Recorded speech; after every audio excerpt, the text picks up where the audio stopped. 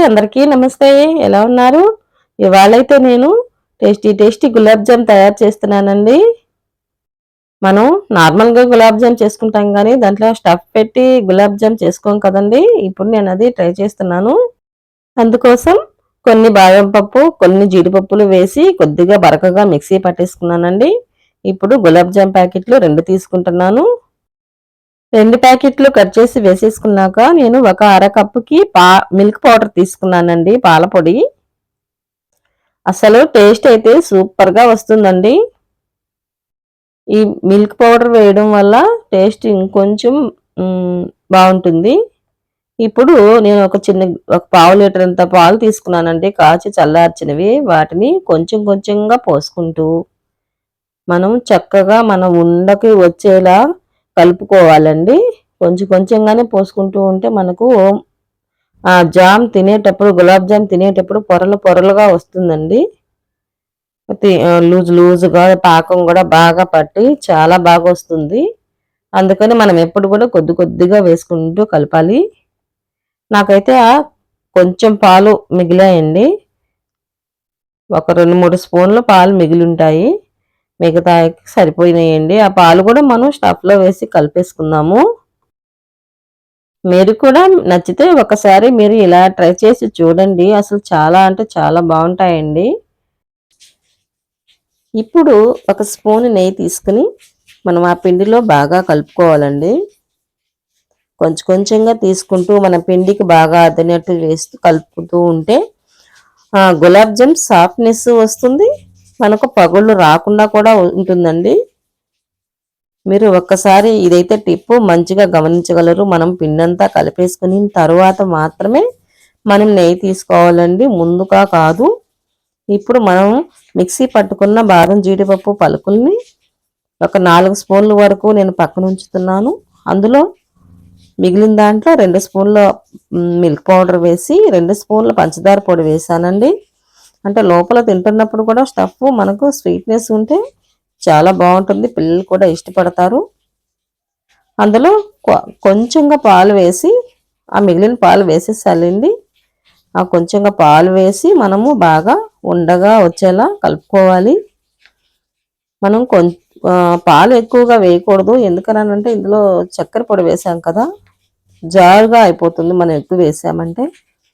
కాబట్టి మనం మితంగా వేసుకుని కొంచెం ఉండలో మనం గులాబ్ జాములు ఎంత సైజులో చేసుకుంటామో దాన్ని అనుసరించి మనం లోపల స్టఫ్ని ఉండలు చేసి పెట్టుకోవాలి.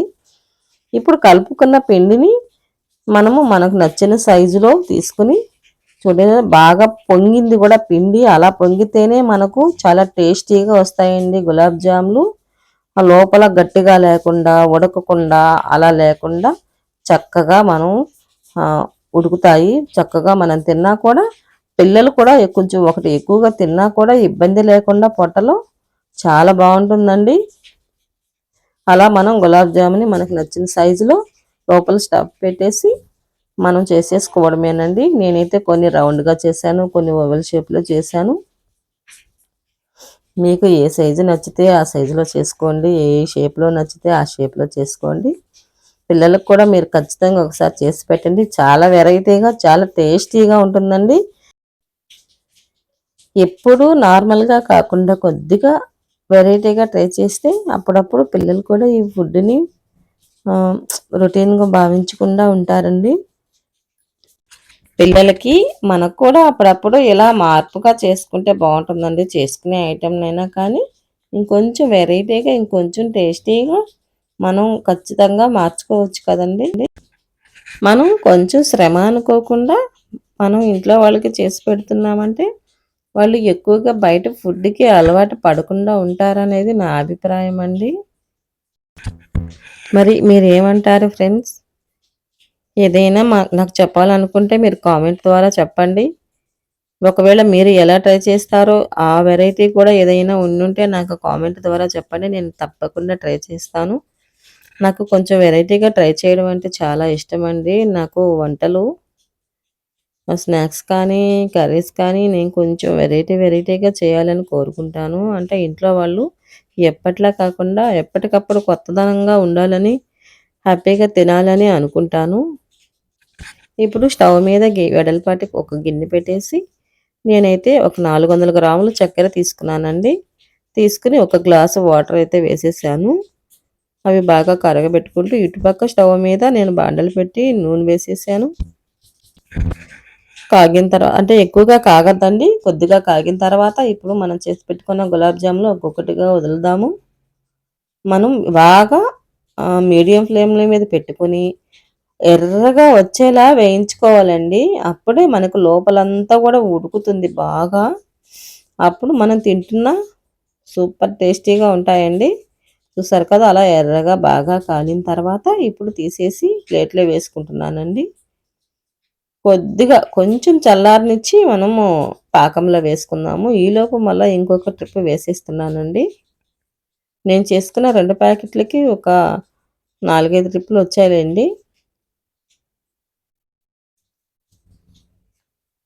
అలా మనం వేసేసుకునిన తర్వాత ఆ గరిటెతో నూనె అలా వేస్తూ ఉన్నామంటే మనకు పై భాగంలో కూడా బాగా పొంగుతుందండి. అంటే బాగా ఉడుకుతుంది. ఇప్పుడు మనము ఇవి కాలే లోపులు అవి పాకంలో వేసేసుకుందామండి ముందు తీసినవి. ఇప్పుడు ఇవి కూడా కాలిపోయాయి. తీసేసి ఇప్పుడు చూసారు కదా! నేను పొడవుగా కొంచెం చేసుకున్నాను కదా! బావున్నాయండి అవి. నాకు రౌండ్‌ల కంటే కూడా ఇవి ఓవెల్ షేప్‌లో అయితే సూపర్‌గా నచ్చాయి. ఇప్పుడు ఆ పాకంలో నుంచి కూడా నేను అవి ఒక బౌల్‌లో తీసి పెట్టేస్తున్నానండి. అవి ఎందుకననంటే ఐస్ క్రీమ్‌తో పాటు తినడానికండి. మా బాబుకి అలా ఇష్టమండి. ఐస్ క్రీము విత్ గులాబ్ జాము తినడానికి అసలు టేస్ట్ కూడా చాలా బావుంటుందండి. మీరు ఇది కూడా తప్పకుండా ట్రై చేసి చూడండి. ఇవి కూడా ఇవి కాలిపోయినాయండి తీసేస్తున్నాను. ఇవి తీసేసేటప్పుడు అవి దాంట్లోనే వేసేస్తున్నానండి. ఎందుకనంటే ఇవి మామూలుగా జామ్‌లాగా తినడానికే కాబట్టి. ఇప్పుడు మనం బౌల్‌లో సర్వ్ చేసుకుందామండి. మా బాబుకైతే జ్యూస్ అయితే ఎక్కువగా ఉండకూడదండి. అందుకని కొద్దిగా వేశాను. యువతల బౌల్‌లో అయితే ఐస్ క్రీమ్ వేశాను.